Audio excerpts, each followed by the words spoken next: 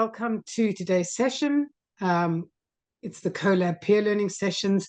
We've been hosting them now, I think, just over a year. And they're an opportunity for members of the Alliance to share on the work that they're doing. They really are meant as a space for dialogue and questions. So we do, open it up at some point for all of that. One very important thing from today we have the Men's Story Project, and that's with Jocelyn will be leading us through that. I'm not going to do any intros or details. I'm going to leave that to Jocelyn to take us into in just a minute. Okay, thank you, Bianca. Hello, everyone. Welcome. Good morning, good afternoon, and good evening to everyone in the different parts of the world. I've been really excited for this session, and I'm excited to share the work of the Men's Story Project with you. By way of introduction, I'm a public health and gender justice researcher and practitioner and activist. The Men's Story Project is something that I founded in San Francisco, California in 2008, and I've been working on it in an iterative way since then in collaboration with hundreds of people. And it's been a labor of love. It's been a joy to do this work. We've learned a lot in this iterative work over the years. And so today I'm excited to share with you some of the work, lessons learned, some evaluation findings, and invite collaboration. Invite you to consider if this is a kind of work that you might like to do within the scope of your work with your organizations. So it's very open for collaboration and adaptation. We have found that this work is adaptable for very different kinds of contexts. This work has happened throughout the United States. Also, there have been implementations in Canada, in Santiago, Chile, where my family is from, as well as Gaza and the West Bank. So excited to share. So with that said, it would also be wonderful if folks might like to drop into the chat where you are dialing in from to have a sense of who's in the room. I will say that while I'm sharing screens and I have multiple screens going here, it'll be hard for me to monitor the chat. And so this is intended to be interactive. So please feel free to unmute, ask questions anytime. And there will also be a structured time for conversation. Amazing seeing all these different countries. And feel free to also share your organizations if you're here with an organization, just to have a sense of who's in this space. But so thank you for taking the time to join today. And I also want to acknowledge in the audience Oswaldo Montoya and Stevan Lin, who are both part of the MSP team. So hi, guys. Thank you for being here. Okay, I'm going to go ahead and share screen, and hopefully all of the screen sharing with a different media will go smoothly. So this is on the Men's Story Project, men taking a personal public stand for positive masculinities and social justice. These are some images from the Men's Story Project productions that have taken place over time. So these are live public storytelling events where men are publicly sharing very personal stories that critically examine social ideas about masculinity through the lens of their own life experience, and sharing personal stories that that celebrate love and beauty in their life, challenge these gender norms that need challenging, and also challenge intersecting forms of oppression that they've been on the receiving end or that they have perpetuated or perpetrated, such as ableism and racism and homophobia and transphobia and so on, followed by audience dialogue. Outline of the session.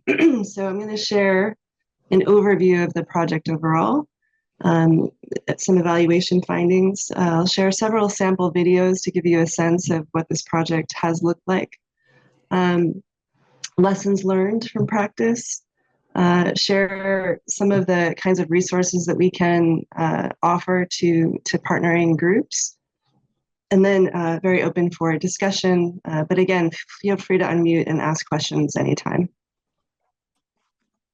So this is a collage that I prepared for a TEDx talk that I gave in the US in Indiana a few years ago. And this is sort of a collage of different kinds of social challenges that are intertwined and linked with harmful notions of masculinity.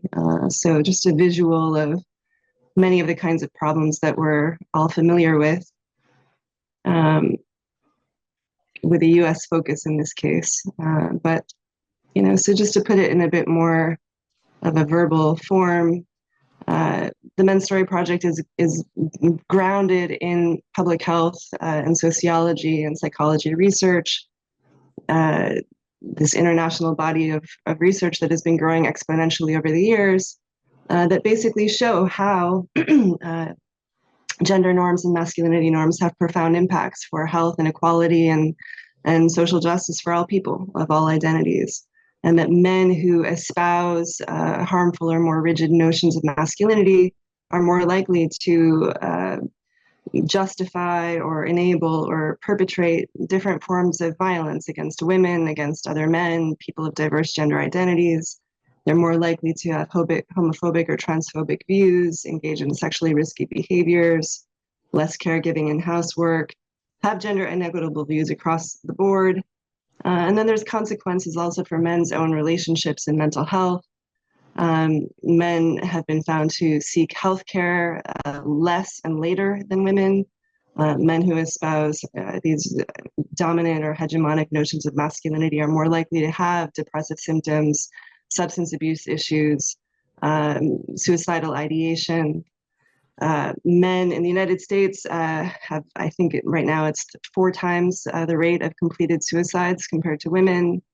Risky driving car accidents are a leading cause of death in young men in the United States. Often they were in the car with their male friends, driving in a risky way. Mass shootings perpetrated in the US are primarily young, white, disaffected men. Many of them have been homophobically bullied and have something to prove, or have been, there's also been links with the incel movement and men who are just aggrieved and disaffected that they didn't get what they wanted from women. And overall, research has found that around the world, men die years earlier than women, to a significant extent related to higher rates of risky behaviors, lower rates of self-protective behaviors.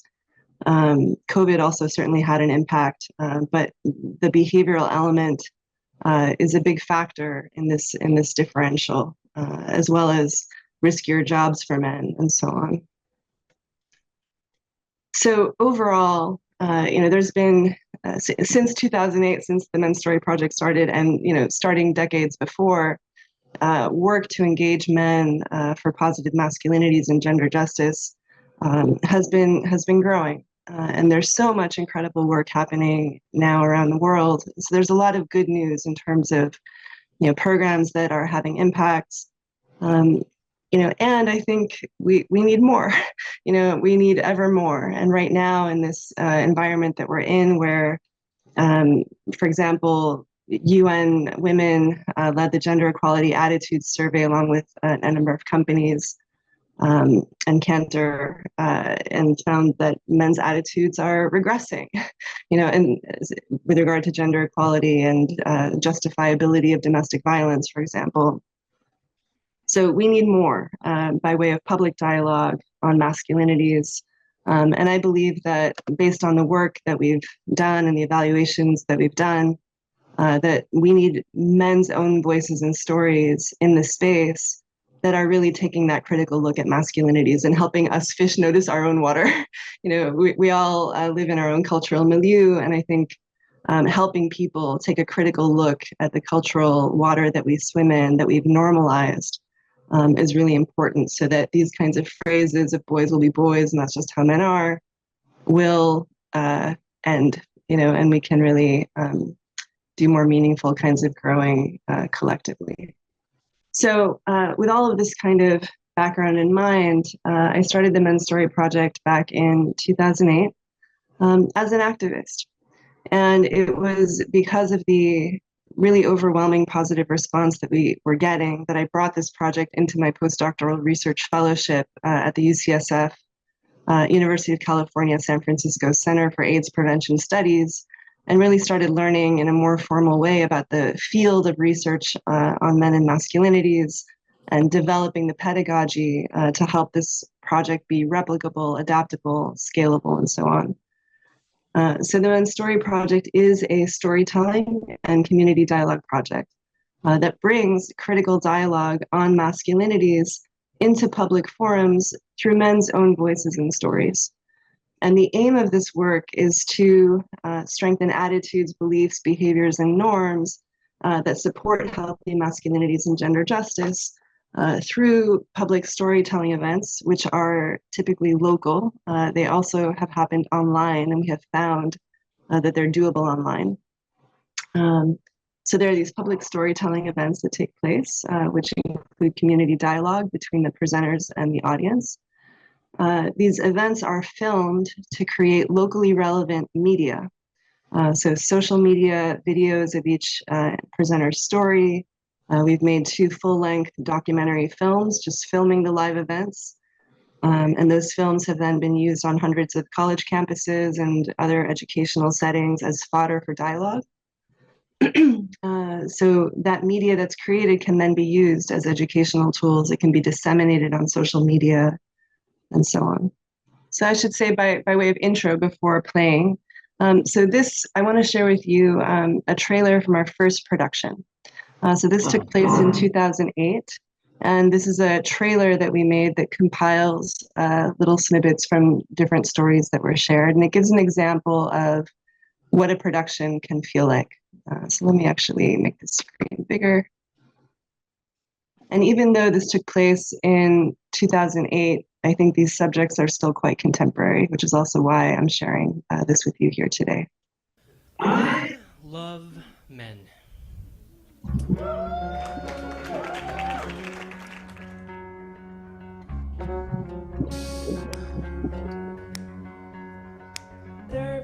There's social training, right? There's ideas of how boys and girls and men and women are supposed to act and look and feel. Okay, so I'm super nervous. Very nervous.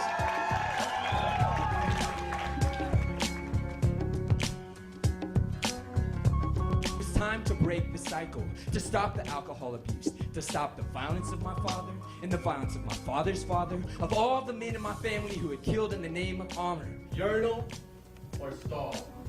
Stall or urinal? My body and mind and soul stepping into the spotlight. Yeah.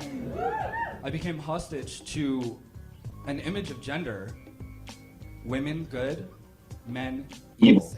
I work out 4 hours a day. I work out when I sit on the couch. I decided to tell my parents that I was gay. Stand aside while Felicia and I guide our children past racism and hate. This project is about healing. All day I'd been wondering if I could get it out. After all, they were about to cut my ball off. It's not good for the libido. It feels so good, people. I chose to be male to express it outwardly, what I felt within, but I didn't choose and don't choose all the baggage that comes along with being a man in this society. This is to Jason and to Greg and to Steve and Chris and Dave. We are part of the silent majority of African American men, and we are proud to be loving and compassionate men.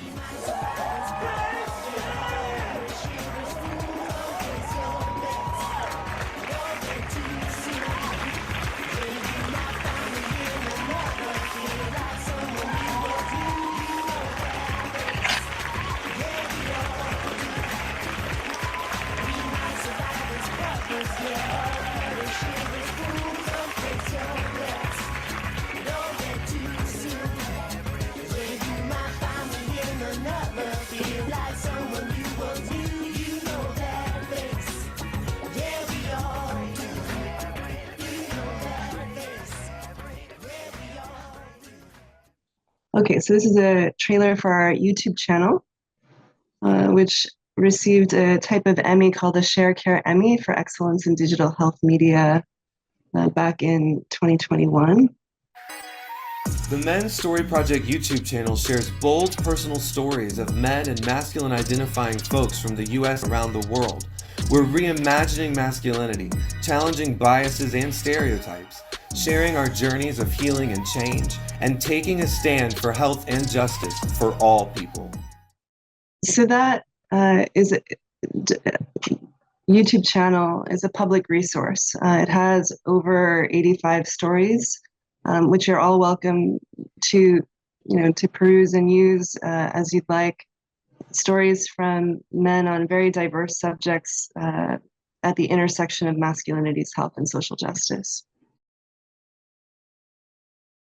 So I'll give a bit more background on the Men's Story Project, and then I'll share some more videos with you all. So basically, these are live storytelling productions where groups of men on a given college campus or in a given community setting are going through a process of a series of workshops where they're crafting their stories, learning together, challenging each other, building community. So in each production, there's a partnership typically that takes place with a college campus or with a nonprofit. They put out a call for submissions and select a group of storytellers based on applications around why they want to be part of this project. Usually a draft of the story that they'd like to share or a summary of the story. So in each production, there's usually between 5 and 15 selected presenters. They share their stories with a live audience. There's dialogue with the audience, and there's typically a resource and action fair that's been set up to receive the audience members after the event and also during the intermission, where audience members can connect with support resources and with activism opportunities, because these events tend to really get people inspired to take these kinds of steps. And in terms of the kinds of content of the presenter stories, as you've been seeing and as I've been mentioning, there's a holistic approach. So men are sharing stories that celebrate and give thanks for sources of beauty and love in their life, family relationships, the joys of fatherhood, traditions that have been strengthening for them, mentors, role models that they're grateful to, and so on. They're challenging ideas about masculinity that have been harmful in their life as they have perpetuated them or as they've experienced them from other men. And they're resisting and talking about intersecting forms of oppression that they have either, again, perpetuated or perpetrated or been on the receiving end of. And so in terms of the workshops, this is something that's been evolving over time. When I started this project, I was mainly thinking of the audience members as the main, people to benefit from this work. But I've really come to understand, based on presenters' feedback, that this is a huge opportunity to support the presenters in developing their own capacities for allyship, advocacy, understanding the issues at that intersection of masculinities, health, and justice, and being gender justice and social justice actors in the world and allies and peer influencers and so on. And so we've been fleshing out this workshop process and content for them. And so up until now, there have usually been somewhere around 7 or 8 workshops. And I want to now create, the next step is that we're going to be creating a curriculum that really incorporates all of the learning that's happened over the years with this work. But they go through a set of weekly workshops that are around 2.5 hours each, where there's a learning module where they're learning about some topic at the nexus of masculinities, health, and justice. So they check in, how's everyone doing? A learning module for an hour. And then there's a story sharing, a story circle for an hour, where they break into small groups, share their works in progress with each other, give each other constructive feedback, call each other in when necessary, in terms of helping each other see their own blind spots at times, or, places where maybe they're saying something that feels unintentionally oppressive, helping each other learn. And they're building community. And then there's a checkout. And we're going to be fleshing this curriculum out, as I say, including meditation learning and lots of elements. But so in terms of the diversity of presenters, the range of age has been 12 to 82. Most of the presenters have been in their 20s and 30s and 40s. Students, athletes, coaches, artists, we've had some celebrities, military veterans. So this work can really be adapted for different groups and settings. And again, once these productions take place, you have the media, which is locally relevant, that can be used locally for more education and can be shared online, hopefully as a counterpoint to some of the more oppressive content that's also online, and so on. And so just to say and emphasize that this work then is happening, hopefully with impacts at different ecological levels, right? We have the individual who's being affected in terms of each presenter, each audience member. You have the presenter group that's forming. You have the live events with live audiences where audience members can see how other audience members are responding to what's being shared.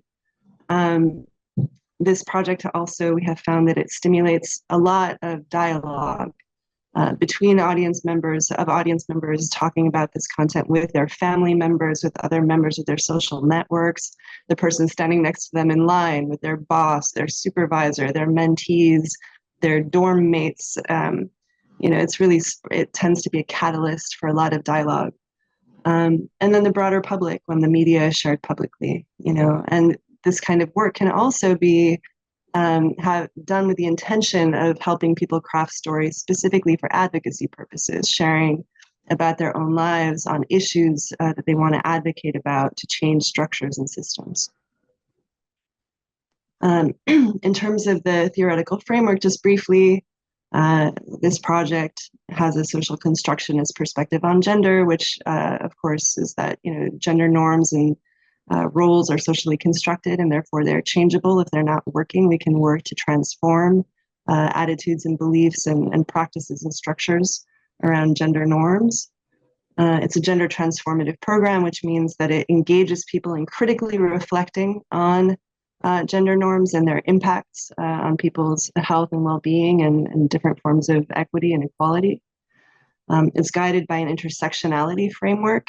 So we're very interested not only in someone's, gender, but also, all of the elements of identity that they hold and embody that have an impact on the way that they experience life in terms of their forms of privilege, their forms of disadvantage or discrimination that they've experienced or marginalization.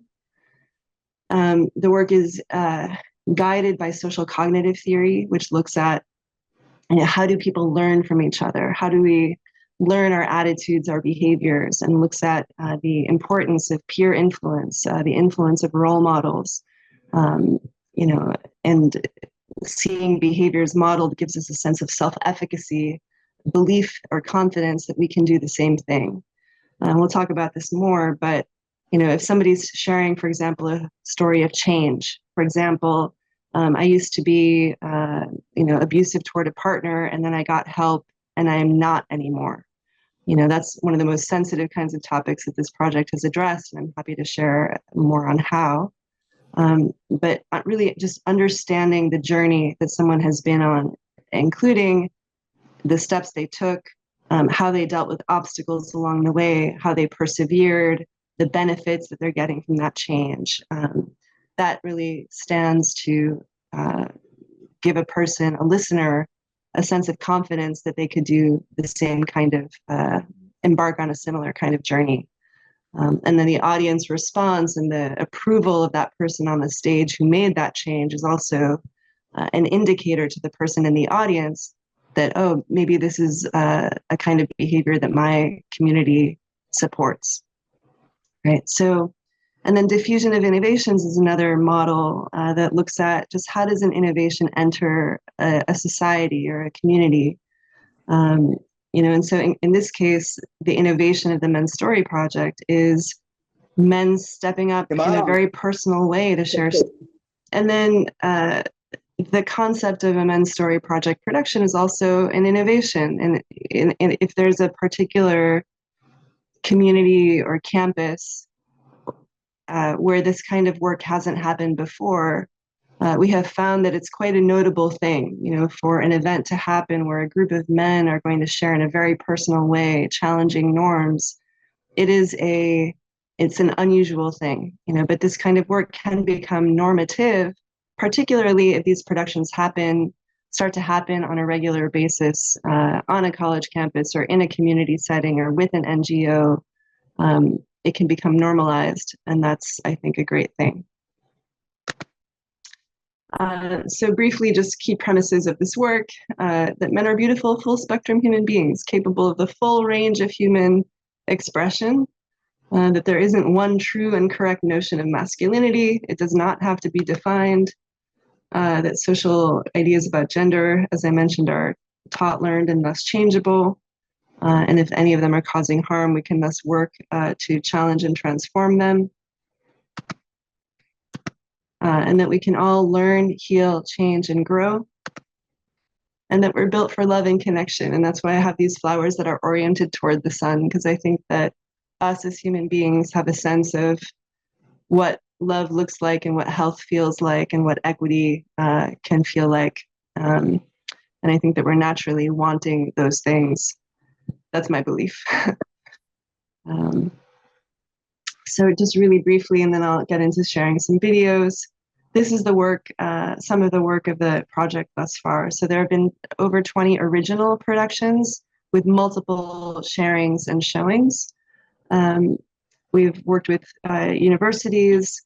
I was hired as a consultant by UN Women to share this work with colleagues in Gaza and the West Bank. It was colleagues from 11 different civil society organizations that then split into 2 groups and created Gaza and West Bank productions. We've also partnered with, for example, Men Healing, which works specifically with male survivors of sexual violence. So we together crafted a production or helped men craft their own stories about their healing journeys, and that became a production focused on male survivors of sexual violence. And I should mention there that that production was really stewarded by therapists. And we can talk more about therapeutic adaptations and how therapists can further deepen this work with their skills and perspectives. We did a production with TASA, which is the Texas Association Against Sexual Assault, with men from across the state of Texas, and that was an online production that I'll share some video with you from. There are 2 published evaluation studies of this work, and I'm happy to share those. If anybody wants to access them, you're welcome to email me, and I'll share my email at the end of this session. There's also a student named Will McInerney, who's now, I believe, with the London School of Economics, who did his thesis at the University of Cambridge using the Men's Story Project as a central case study for his thesis on arts-integrated programs to engage men for the prevention of gender-based violence.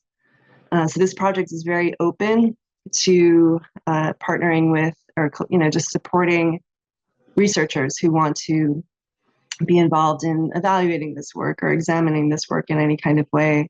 And I think it would be great for local implementations to partner with researchers, to just look at, what are the impacts of this for audience members and presenters and so on. There are resources for groups that want to create these kinds of productions. So there's an action guide, which is essentially a training guide. There's a license, there's a storyteller contract that has a lot of content that I think is helpful around harm prevention and ways to foster accountability and staying true to the principles and values of this work. There's a website and a YouTube channel, and the project's been featured on CNN. It's won multiple awards. So the consistent feedback that we're getting is that we're onto something good with this. And again, this is adaptable. And I just really love to see this work be used in different kinds of ways by different groups. And maybe I'll just share actually briefly some photos before getting into the videos here. But these are just groups that have created this work. And as you can see, it's a lot of good vibes. This is a very forward-moving, positive project about looking at opportunities for creating group dialogue, spaces of openness and candor, unusual public moments of truth for men and people of, in communities to be together. This is a 500-seat auditorium at Brown University that was filled. Presenters bring their friends, they bring members of their social networks. So this is a kind of event and project, I should say, where it's not just a one-off. The presenters are going through multiple workshops together. We support groups in thinking about how to stay together after this work is done. The fact that these dialogues are happening locally means that people are in relationship. People are seeing their own friends on stage. You know, the conversations continue, and so on. So these are really intended as local catalysts. And online, it can have similar effects, but you just have to think about how to support that. You know, so we found here, this is a production with 4 presenters. It received the same kind of really robust positive feedback from the audience as larger events. And so you don't need a lot of presenters necessarily. You just need people who have stories to share. And those people can be found, I believe, in most places. Yeah, so this is from the production in Gaza and the West Bank. This is a part of the broader Men and Women for Gender Equality campaign that was funded by Sweden. In Chile, the man in the upper left is Chile's most well-known comedian named Coco Legrand, who hosted the event at his theater at no charge and participated with his real name rather than his stage name, which was quite remarkable. And the person at the top right is the first person to legally change sex in Chile. At St. Louis University, we learned that T-shirts would be great, you know, and because people and even audience members were asking, can we get T-shirts? Because this creates a group and a sense of identity and something to belong to that's valuable for people. This is New York and Poets Cafe. It's a famous cafe in New York for hosting progressive events. The production that I had mentioned with Men Healing. All right, so let's see if this video works. I'd like to go ahead and share. Does anybody have any question before I share videos? I feel like I've been talking straight for 30 minutes. Does anybody have a question before I share a video? Can I ask a question? Yes. Good morning. I understand because of the methodology is quite difficult to speak on your own. So I will help you with posing a question. How do you define you from the social constructivist position, the storytelling? How do you define these? What is the definition and why did you choose this research technique?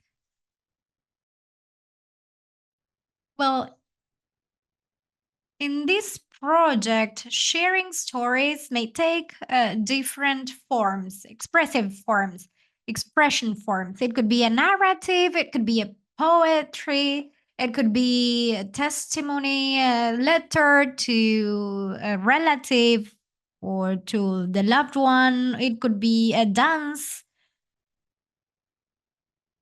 In this project, the forms of expressions are the different artistic modes which are used for communication.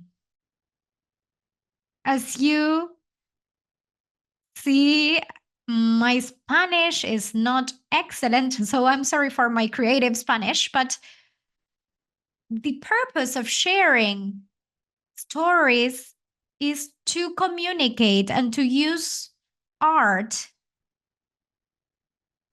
for the sake of clear communication. So wait just 1 second. So the goal is for men to share stories which have a critical look towards the male norms and other related topics that have to do with gender, masculinity, and social justice. And we're using personal stories because that is what creates people's experience. It stops being didactic tool, and it shows the personal impact for people, the true personal impact. And it also helps to strengthen relations among people, to create a community when people are sharing their own life with people from their community. Did that answer the question? Yes, thank you very much. And thank you for answering in Spanish. With an imperfect Spanish, but thank you. I would like to ask a question. Okay, please go ahead. Thank you. I am Carlan Vesipinzi. I am the national president of the network of men engaging with gender equality at the Democratic Republic of Congo. I have really followed your presentation, and I would really like to thank you for having shared the beautiful experiences that are part of this presentation. I'm really interested in this because we work quite a bit with men and with boys, and we use especially the socio-ecological model. As you know, the socio-ecological model is at the same time a theory, but it is also a modeling. As a theory, we work as a group on the relational plane between individuals, between individuals and the community, also with the environment. And with this, I'm talking about the sociological and the psychosocial environment. And as modeling, it is really a practical model that enables us to work on interventions by identifying different issues in the process of supporting men and boys in order to help them through their socialization model journey. With the model that you have touched upon, you have mentioned a number of aspects having to do with the individual, the community, and also the community level as it is associated with the individual. But there is one level that I have not felt during your presentation as being present. It's the institutional level. That is to say, how do you couple the MSP, the Men's Stories Project? How do you couple this with the legal environment, for example? How do the institutions in your country or in the different countries that you have reached out to, how do they get engaged in your actions? It is something that I didn't perceive quite a bit in your presentation. That is to say, so therefore it's the institutional plane, the legal plane. So like, for example, with regard to advocacy, what kind of advocacy can you carry out institutionally, and how can we use success stories with men with regard to the transformation of communities? I think it is so important. That is why I would like to have your input with regard to that. And I didn't know that you were going to address the socio-ecological model. So these interventions have been great, and I have realized that they cover the socio-ecological model. And so I would like to know a little bit more about the institutional level, which I think was not entirely covered in your presentation. That is to say, the legal aspect, sector-based aspect, multi-sectorial work. So how does that contribute to the MSP? So that is my concern. And I am from the Democratic Republic of Congo, and I work on the promotion of positive masculinities and also gender transformation aspects. Thank you. Okay, thank you for the question. So these productions can be created, each production is original, right? And for each production, there is a local production team that has gotten trained by the Men's Story Project, and then they go forward and they create the production that they want to create. And so a production team may decide that the aim of their production is to advocate, for example, for reproductive health and rights in a given place, let's say abortion rights. And so they might get a group of men together who all want to share their own stories to advocate for family planning and abortion rights, or a domestic violence law, or any other kind of law that has, a paternity leave, for example, policies. So you could create a production that involves CEOs of companies sharing their own stories of why they are deciding to make their company one that really pays attention to gender equality policies within the company. You could work with political leaders to engage them in sharing their stories. You can work with community, everyday men to share their stories that have an advocacy purpose. So my point is that it's up to the local production team to decide what the aim of their production is going to be and what subjects they're going to focus on. And if you decide that there's a kind of policy or a kind of law or a kind of institutional structure that you want to target, then you can create a production that will have that aim.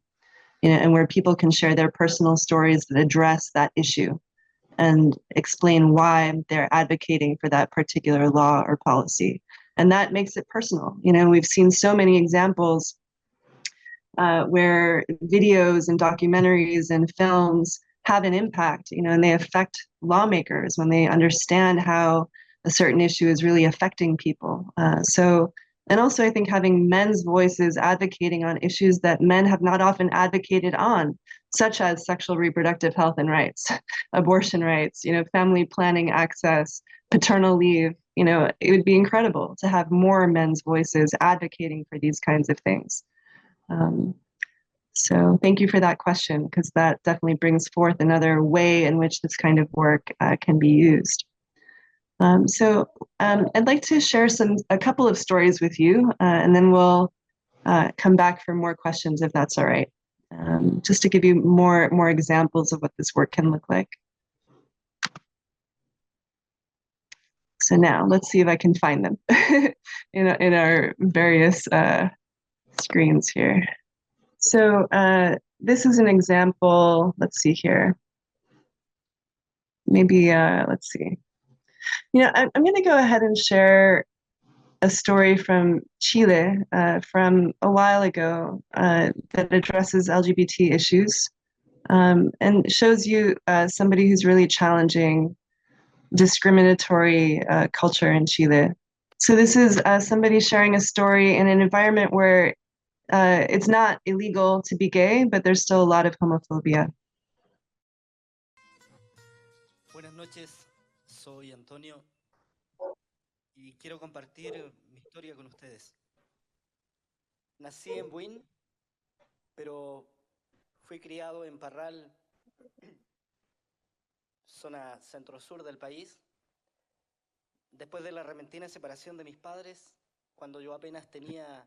After my parents separated, when I was 7, I didn't have a Christmas present. I was raised in a very conservative family, religious, very Christian. I lived with a lot of cousins who were older than me, and they were men who did forced work. And as my grandfather used to say, ugly, hairy, and stinking men. In that environment, as I was growing, I couldn't share the adult lives they led. I couldn't ever talk with them, nor could I imagine asking my questions why I had little hairs growing, or about masturbation.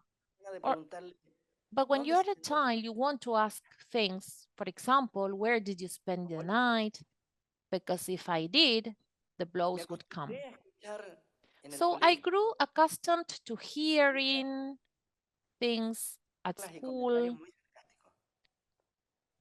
jokes, very sarcastic comments, that gays were dirty people, whores, filthy, degenerates, sinners, who have no forgiveness from God.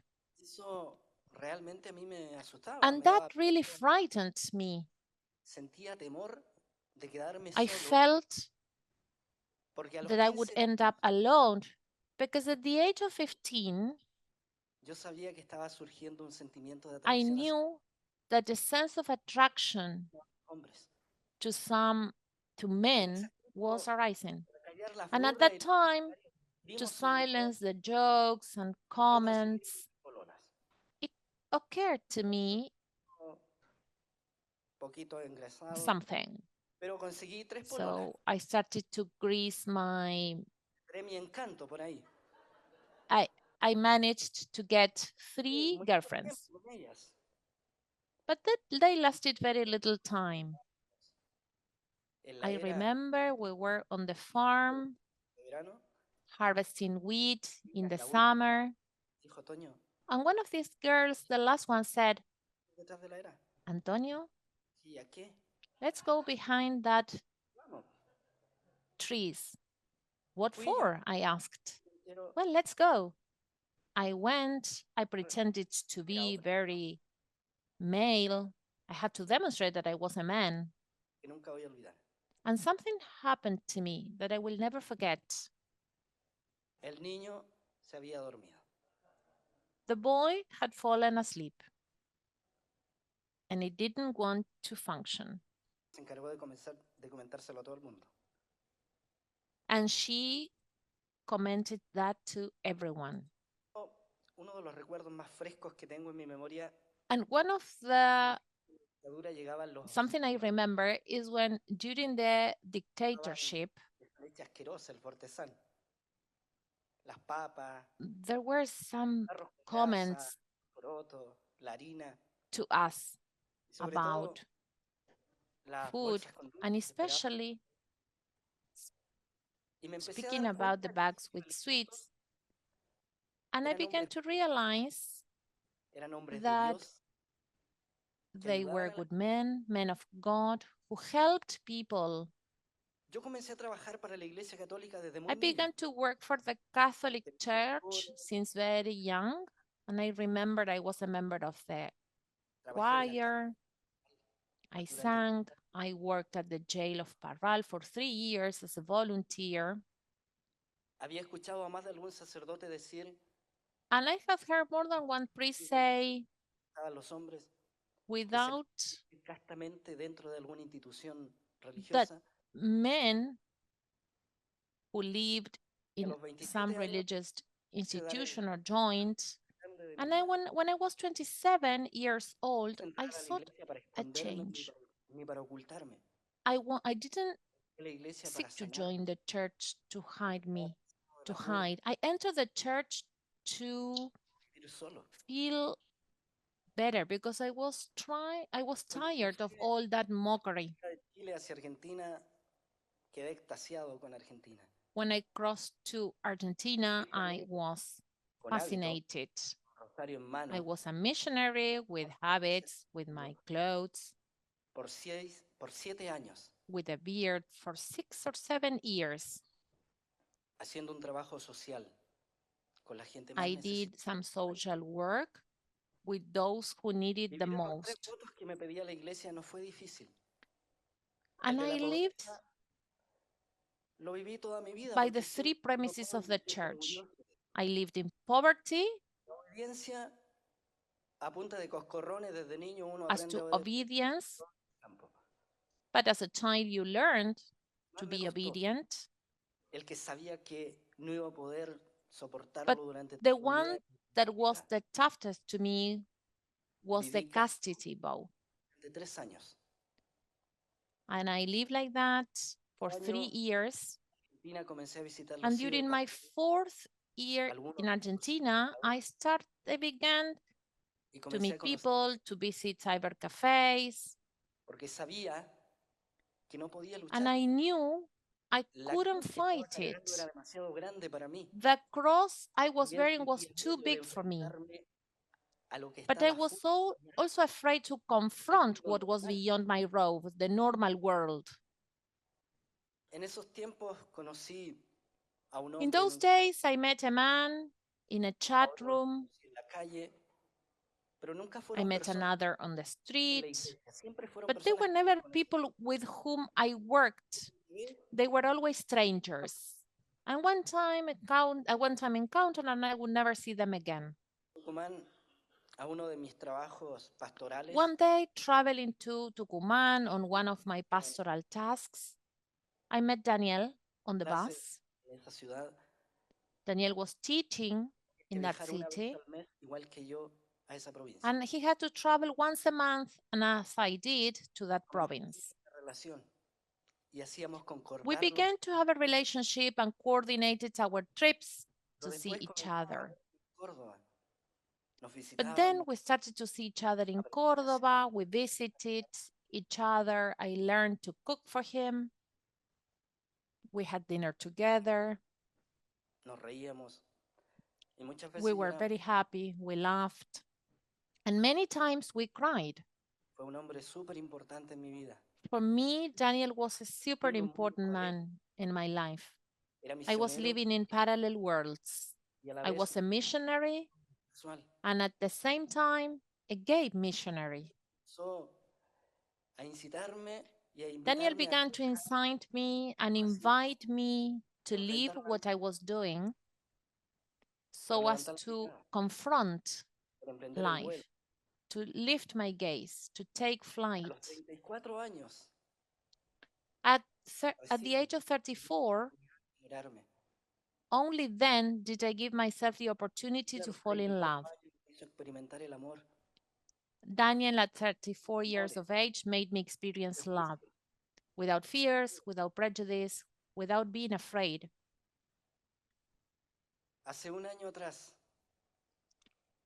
A year ago, I hung up my robes, my rosary, and I faced life. It was a new delivery for me, perhaps one of the most painful I have had, to face my family, my friends, my father. And yet, when I faced them, my sister told me, since you were 15, we were waiting for you to talk, for you to take off that bag you were carrying. Daniel is no longer here. Daniel stayed on the other side of the mountains in Argentina.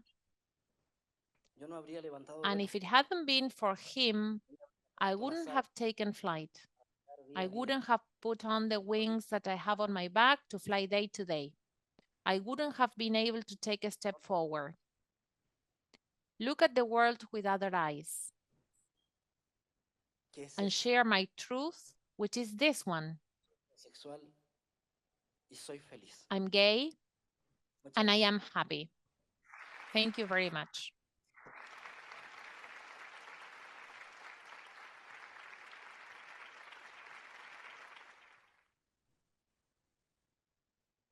The next one that I'd like to share here, I'll just share part of it. I'll just share part of it for time's sake.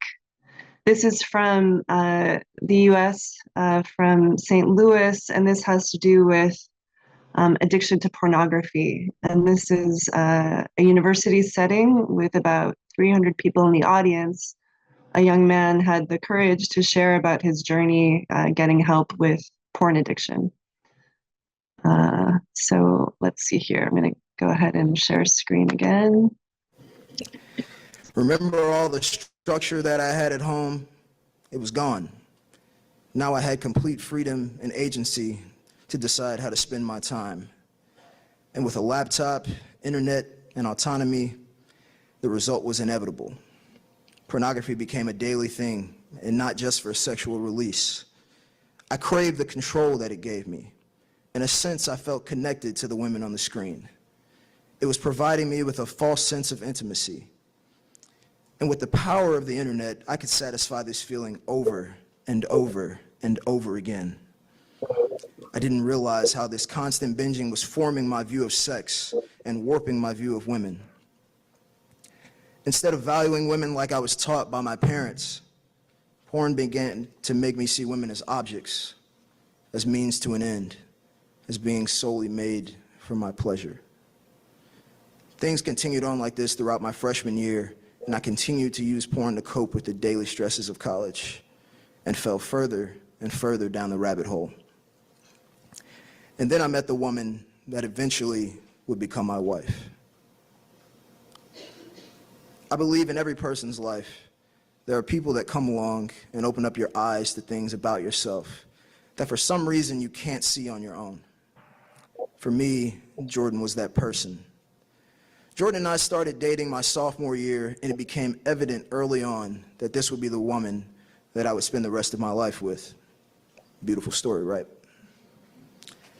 But soon for me, this realization became a beautiful nightmare. You see, part of being in love is truly being connected to someone is being vulnerable. So soon I realized that if I truly loved Jordan, I would have to share these struggles with pornography that I was having. So one day I sat her down and poured everything out. As I sat there in agony, anxious about the status of our relationship, I was shocked to see her so calm and supportive. I left that conversation with a great sense of relief. My relief, however, was short-lived. You see, the next day, Jordan asked to talk, and the true reaction came forth. She was devastated, tearfully expressing how she didn't understand why I would seek after this stuff if I loved her. One thing I remember distinctly was her talking about questioning her self-worth. And in that moment, the feelings of guilt and shame were immense. It was hard for me to fathom how I had let things get to this point, how I had let my life get so out of control. In the time that passed afterwards, doubt began to creep in about whether or not our relationship would last.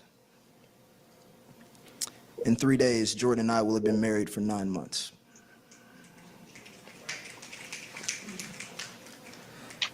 Why tell this story? It's certainly not easy for me to be here in front of you exploring my life's mistakes. But being here for me is all part of healing. This is a temptation I have to fight every single day. But one of the only things that has made it easier is talking about it.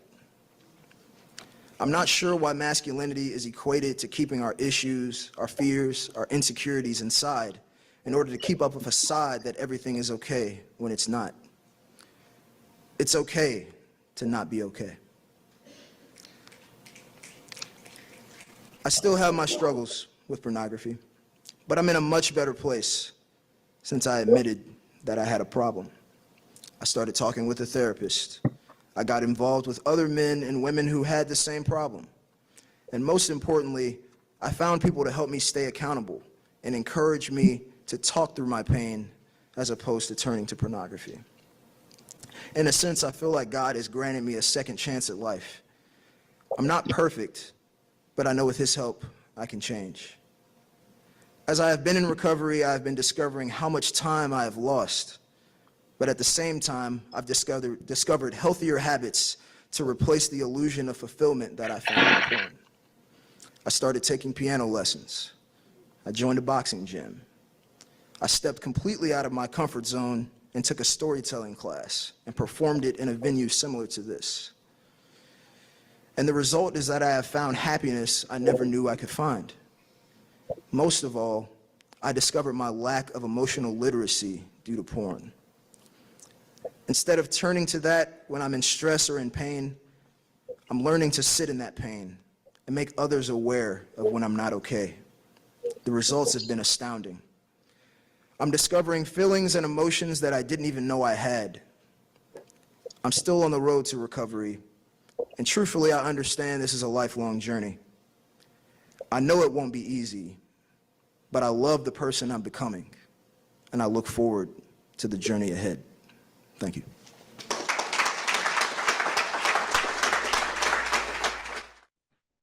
I'd like to share, we're getting close to time, but I'd like to share with you, I think maybe just one more short one.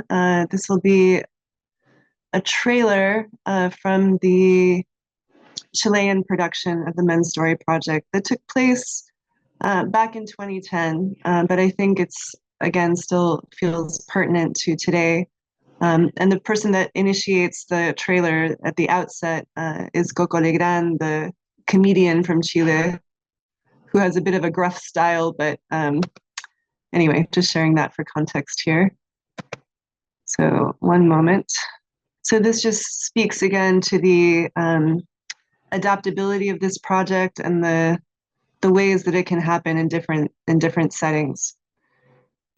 Hace 2 años atrás, solo 2 años atrás, nadie habría pensado o habría apoyado a una gringa tan loca como ella para hacer una confesión tan loca como esta.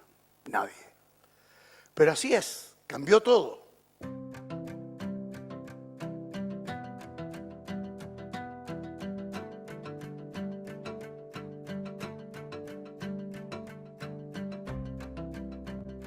Las ideas sociales sobre género, cómo los hombres y mujeres, niños y niñas supuestamente deben comportarse, verse, actuar y relacionarse, y qué es aceptable en estos ámbitos de relación. Estaba viviendo un mundo paralelo. Era misionero y a la vez un misionero homosexual. Sí, golpes de puño, que muchas veces lo recibí yo por salir en defensa de mi madre. Lo que es la hermandad para nosotros, una unión, una incondicionalidad a prueba de cualquier cosa y un apoyo constante para lograr metas y para lograr objetivos. To achieve the objectives. Mi nombre, hasta el 4 de mayo del 2007, era María Georgina My de los name Aires de graduar, was Maria Georgina. femenino. Porque cada I vez que was sentía un female. dolor del alma o físico, quería llorar. The first Cuando time mi papá me cantaba, I felt llora como las this mujeres. pain, my no dad soy would say mujer. to me, Siento que- oh, you are like a woman. Algunos I'm son not a como woman, I would say. I del feel alma. that priests are like Vengo a hacer doctors algo for así the como soul. practicante. I'm here Y un día to be something ella me like a dice, practitioner. "Miguel, One tenemos que day terminar, she tells me, porque yo ahora soy de Miguel, otro we estado. have to break Tengo up plata. because I am Que no era from capaz de robar, another asaltar o status. Now I drogarse. have money. No era digna esta amistad. Whoever wasn't able to steal or assault people, a white wall. Well, let's go and No a mis buy hijos. Amo a mis coke. hermanas. Yo amo, soy I un love hombre my que amo. sister. I love my Asumir un compromiso house. con I am a man who loves. I want to make a commitment with everybody here. Tendremos hijos. ¿Sí? We will have Porque la children. ciencia Yes, médica hoy nos permite because que nuestros hijos nazcan sin el virus. science allows our children to be born alive. We are here from Chile to the OAS and the United Nations. Our voice is finally being heard. Le agradezco mucho I a am todos deeply ustedes moved. I que would nos like to escuchan a thank todos. all of you for listening to us.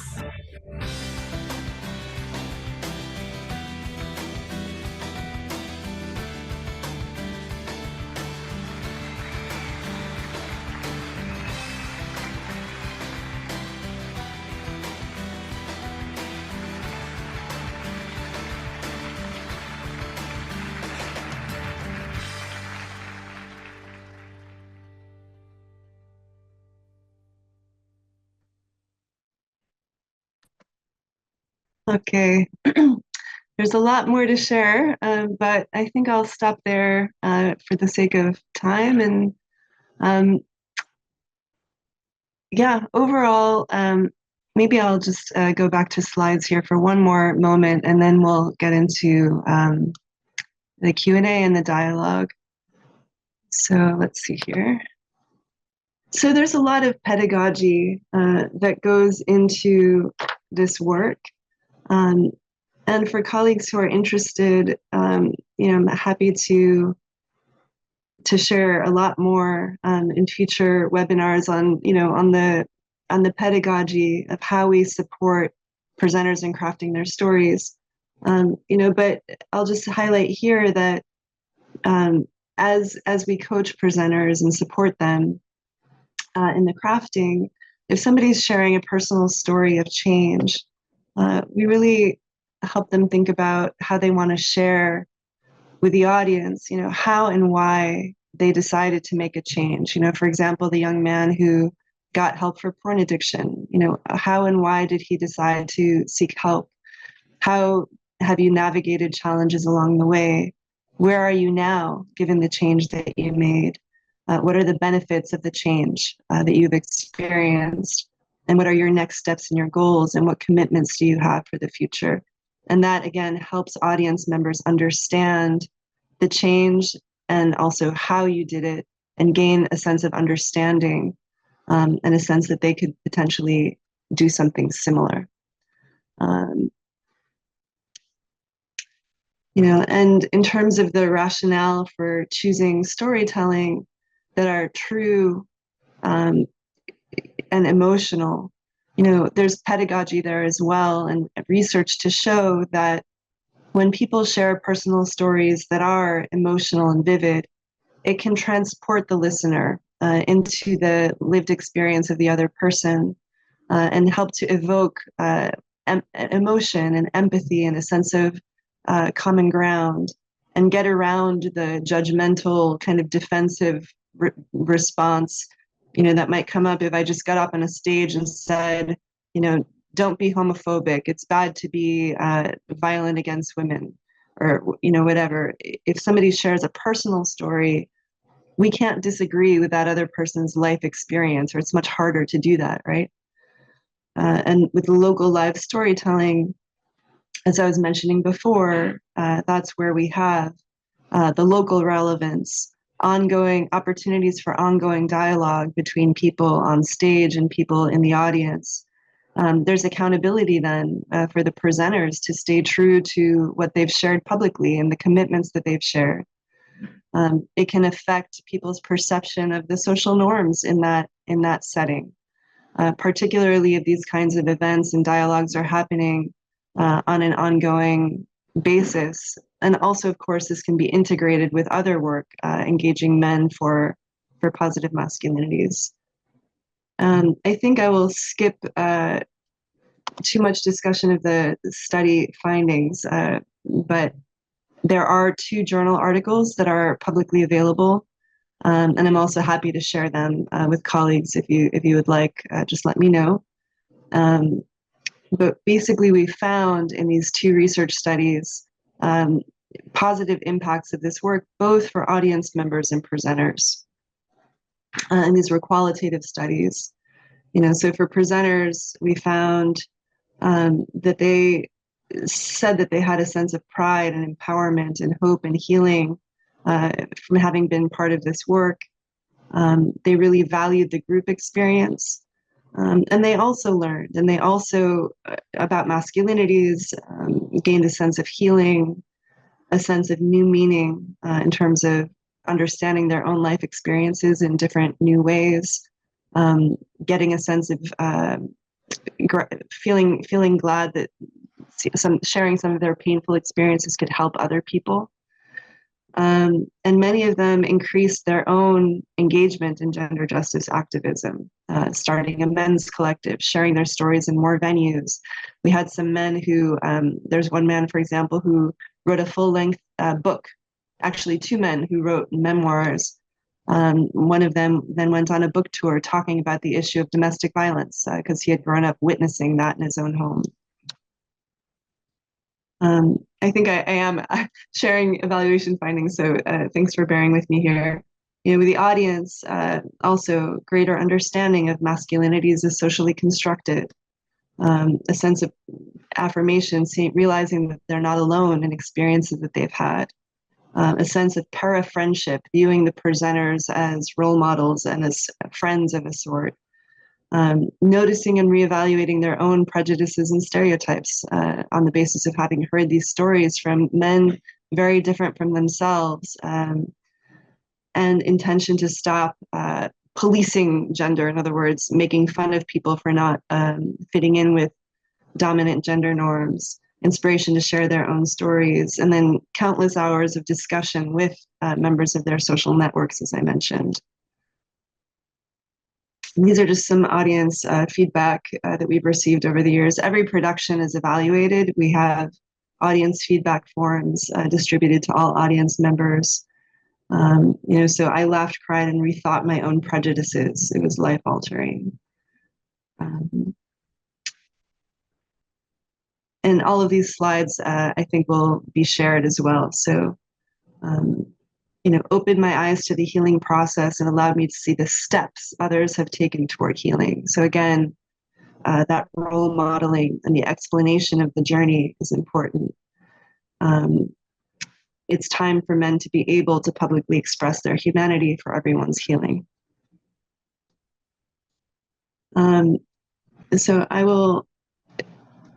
would like to share this here. This project has thought through really important elements of harm prevention, and these are just some examples. So with each production, the production team as well as MSP Central reviews the near final story drafts to see if there's anything that this diverse set of hearts and eyes, can see that looks unintentionally oppressive or harmful. And if so, we speak with that presenter and they edit that element of their piece. And thankfully that's happened only a very few times, but it's an important step to make sure that what's shared on a public stage is not going to foster harm or perpetuate harmful ideas. Survivors of violence are not identified other than the person themselves who's speaking without any, so that the stories focus on the presenter's own life experience. And minors who are survivors are never identified. We do want to help presenters think about how much risk they're willing to take in sharing their story. For example, Antonio, he's going to share his story. There could be consequences to talking about being gay publicly. We want to make sure that presenters are supported. So there's a buddy system where we assign presenters to at least to one other person in the group, and they can check in outside of the group. There's midpoint process evaluation. There's also just an open door policy where presenters can give input anytime about how the process is going for them. If survivors of violence are going to share a story about survivorship, then it's important that they have shared their story elsewhere, with a therapist or gotten support elsewhere first. This is not a place for the first discussion of one's survivorship.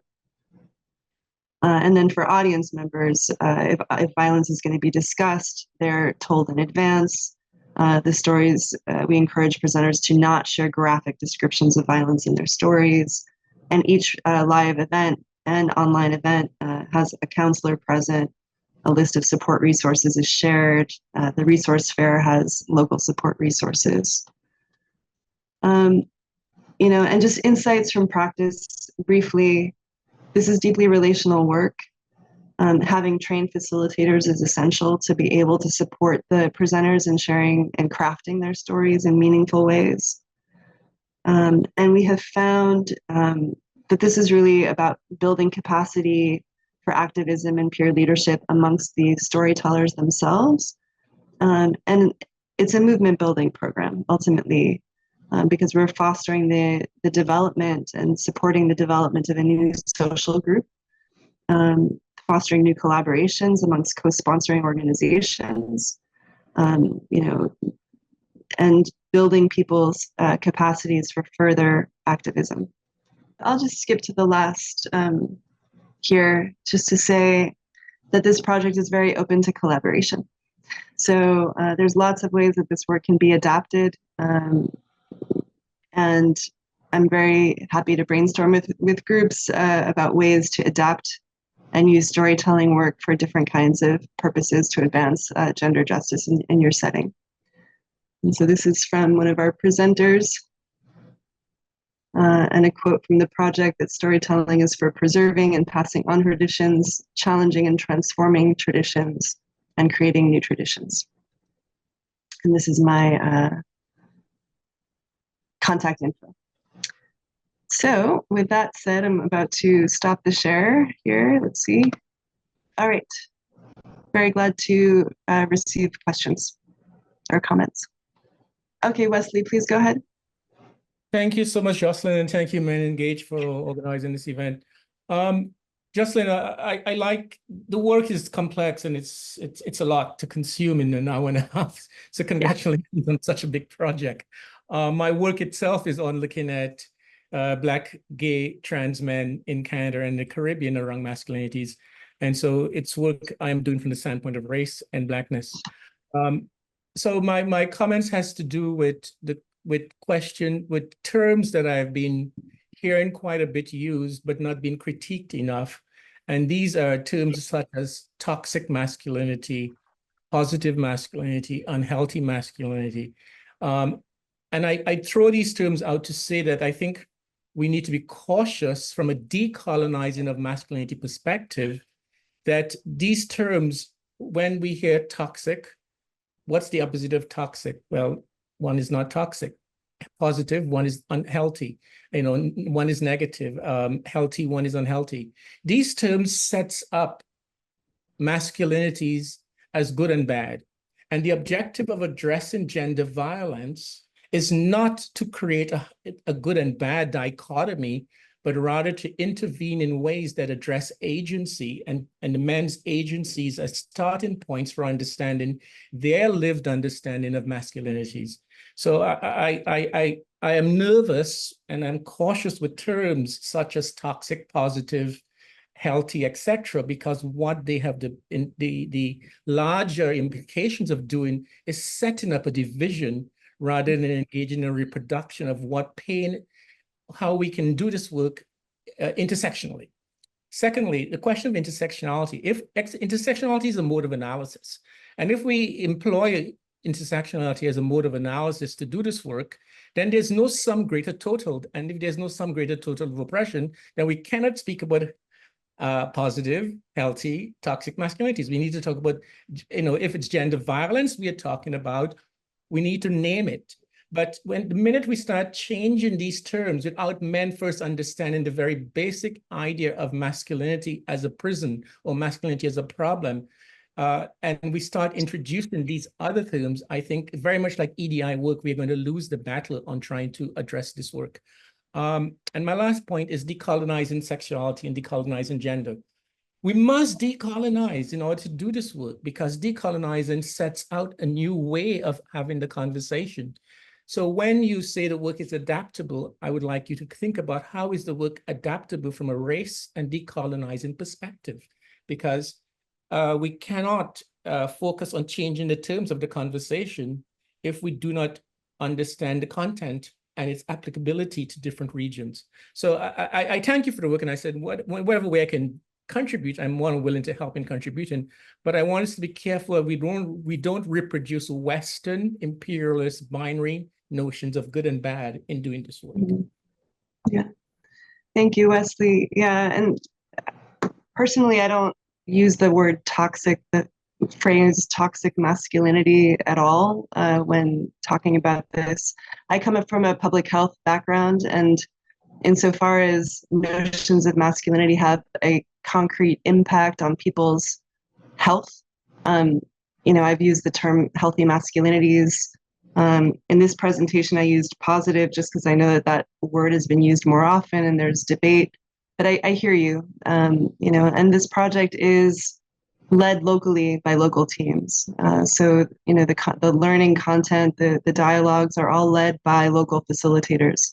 And the kind of training that I offer is on lessons learned for harm prevention, accountability, a structure for supporting presenters, and then the local facilitators take it from there. So there's been a lot of openness, to just whatever groups want to create locally that feels relevant. But so yeah, I'd be delighted to connect more, and thank you for those important reflections. Thank you for sharing that. Sari, please go ahead. Yes. Thank you for the amazing work and the talk. I'm Sari from Japan, and I used to be an intern for North American Men Engage Alliance, and I'm a university student, so I'm research on the relationship between masculinity and social justice. And actually, I'm working on creating an event and workshop that men can like kind of talk about their stories, like Men's Story Project. So and through kind of planning this events by myself, I came to one like problem, which is how to reach to men who's willing to be vulnerable to share enough to share their stories, especially in this like Asian region where like people tend to kind of not to share their private story because they're considered as a kind of shameful thing to share. So my first question is, how did you deal with this problem to kind of collect people to talk about their stories? And my second question is, in general, what was the hardest part for you to kind of creating this safe space, but at the same time kind of transformative place to leads to further activisms? Yeah. Thank you for the question, and that's great to hear that you're working on something similar over there. So how to invite people? I think the call for submissions, having multiple co-sponsoring groups, the tone setting from the outset is really important.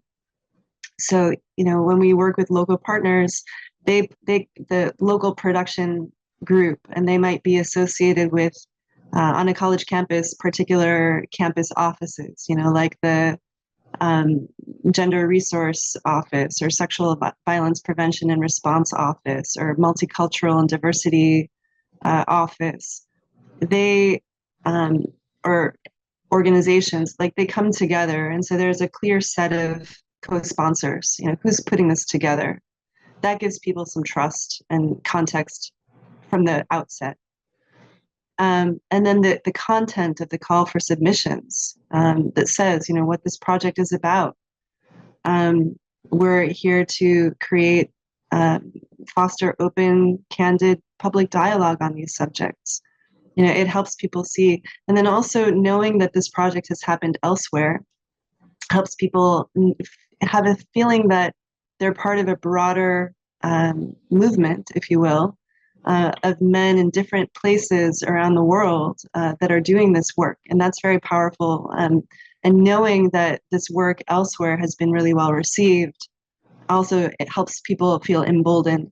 And then in the group itself, once you've selected the presenters, the first workshop session is about setting ground rules for the creation of a safe, brave, and creative space. Where people together brainstorm, what do we need from each other and how do we want to show up together so that this will be a safe, brave, and creative space. And those ground rules are written and they're shared then, and people have them in mind. And they know that that's the intention of this group. And I've been really moved and surprised by the extent to which that really helps create that space within the group. And then in the live events, again, the introduction to the event is also really important, where we're sharing what is the intention of this presentation, acknowledging and thanking the men for sharing their stories, knowing that they were all works in progress. No one here believes that they are completed human work, so that just helps set the tone that we're all here together to hear stories and learn together and share in an unusually candid way. For the sake of making the world a better place, and so on. I think we'll take one last question for the sake of time, and then we'll close. Simon, go ahead, please. Thank you very much, and thank you for a great presentation. I was really curious about your audiences and the people who come to listen to this, because I have my experience in working with men in this respect is that a lot of the work that is being done is kind of preaching to the converted, as the people who are already on board with the idea that there's something, that there's some work to be done in that. And I think that I really admire your work specifically because it is kind of men talking to men, and I can see how this can have a much more kind of broader appeal to many more people. And I'm curious if you have also done any kind of like analysis of who your audience are, and do you actually find that your project is better than some other projects at reaching the sort of men that other projects are not reaching because they're not converted yet? Yeah, that's a fantastic question. So this project definitely is really interested in social networks, right? And so when you have a local, and this project has happened both online and in person, always live, with live audiences, either online or in person. But the power of networks is at play here, right? And so presenters invite their people. They invite their friends, their family members, their teammates, their acquaintances. The production team invites their people. The co-sponsoring groups, put out the invitation to their people. And so it's really helpful to get co-sponsoring groups that might include athletics, the fraternities, or organizations that work with men who might not be inclined to show up to something like this. You can be creative, partner with a tavern, have the tavern, publicize this, have the tavern owner be part of the project, so like you can be really creative on how you build this work to have lots of participants of diverse walks of life, and then they bring their people. And then those people then will talk with more people, and they'll talk, either they'll be there in the live event itself, or they'll go forth and talk afterward with members of their social networks about what they heard and saw. Also, something that we have found is that people who may be part of the choir for one subject, but not be part of the choir for something else. And so when you have a production where there's men sharing stories on diverse subjects, a person in the audience might be on board, for example, with, domestic violence is bad, gender-based violence is bad, but they might not be on board with trans rights, and trans equality. And so we have definitely found that this project helps people notice and reevaluate their own biases and stereotypes and prejudices on subjects that they didn't necessarily imagine that they were going to be challenged on, and including the presenters themselves. Maybe I'll just share this last point and then we'll close. But research on prejudice reduction has found that one of the best ways to help challenge and ameliorate prejudices in people is to create groups of diverse individuals, of diverse identities, and have them situated as equals, and they have to work together closely over time toward a goal that they all are invested in and care about. And that's something that's happening in the Men's Story Project. Men of very diverse identities working together, men who might not have ever interacted otherwise, toward a goal that they all care about. And by the end, people are describing it as new friends, family, mentors, mentees, really valuing that relationship and wanting to stay together. So there's a lot more to say, but I'll just drop my email here in the chat and would be more than happy to connect with colleagues further. Great. Also, Justin, what I thought is if you wanted to share some links to the reports and things that you mentioned and your slides, when we do share the recording, I can also share that. Anything that you would like to add to that email. So it's in addition. Yeah, Bianca, I'll send you the links for the studies. That would take a little bit longer to find, but yeah, I'll do that. All right, thank you so much, everyone, and wish you a beautiful rest of your day and look forward to being in touch.